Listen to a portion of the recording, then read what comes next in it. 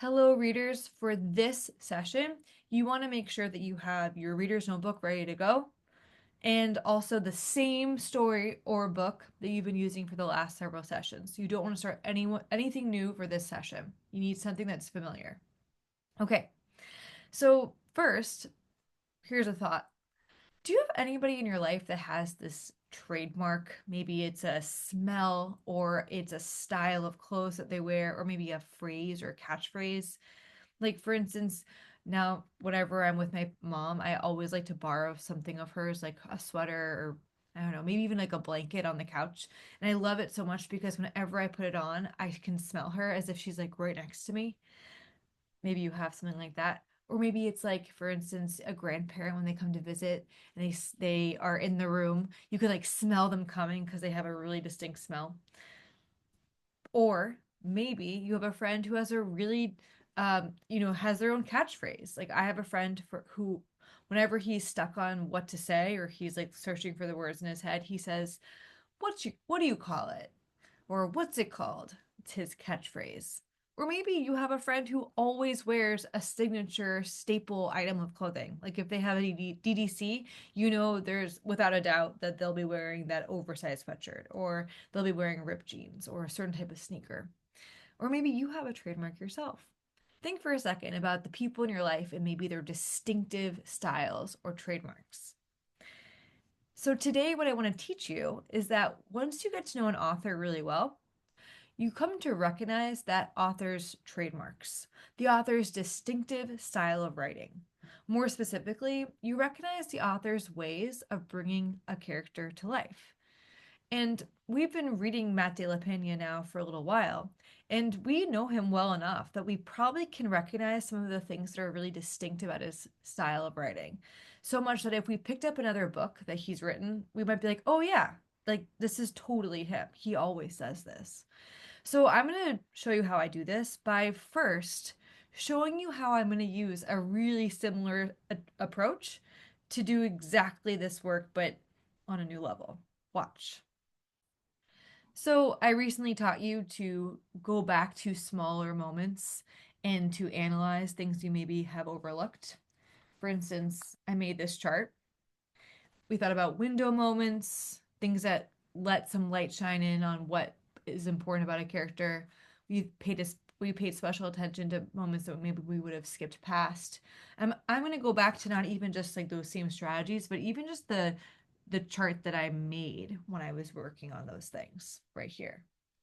And so what I'm going to do is I want to teach you how I can essentially go back to texts like I've been doing, but this time I can do it through the lens of style and craft, asking questions about similar parts, but instead asking, what do I notice about the way this part is written? Or how has the author told this moment in a way that's similar to other moments in the story? Or just what is the author's distinctive style and how is it coming out here? So for this, I'm going to make it really easy, and I'm just going to go back to a page or a part that I've already analyzed. So if you have your reader's notebook, which you should because you're ready for the lesson, you'll want to do the same exact work where you are going to pick a page that maybe has some analysis on it, or if not, maybe you just go back into your text right now and throw something down and use a part of the text you've already read or reread even to do this. So I'm going to just look at this here, and I have some post-its nearby, and I'm going to start to think about like this is. What is this having to do, or what does this tell me about Matt De La Pena's style? For instance, when he says, proceed instead to the local library and look up Mooney Jim online. Okay, so does he do that maybe in other places too, where he like walks basically the reader through the steps? Absolutely. Like that's isn't that literally how the story starts? If I like just jump back to the beginning of the story for a moment, it's finally summer. Go ahead, take a deep breath. You're free. Oh my gosh. Okay, so this is totally a move that he makes. So now what I'm going to do is I could use post-its to start to capture these techniques. I also could just start to make a list in my notebook, but for now, I'll use Post-its. What I think this is right here, because I've seen this happen before, I'm gonna like try to describe this. I feel like it's almost like he gives us like a step by step replay.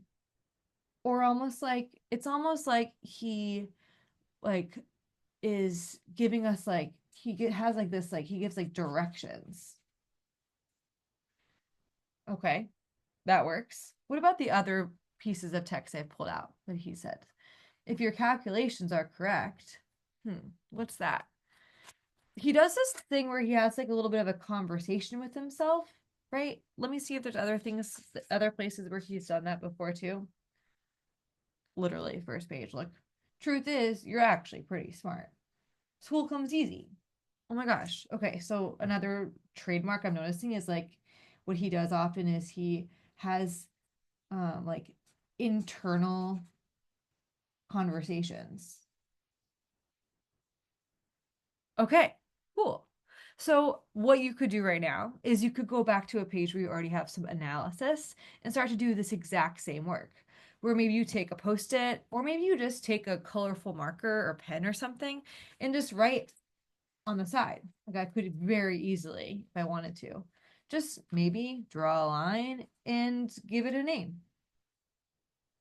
And then if you want to get really fancy, another thing that you could do, if you feel like you don't have a lot of material to work with, you could just start by looking at the text, maybe even going back to the first page, and then start by just naming a technique you see.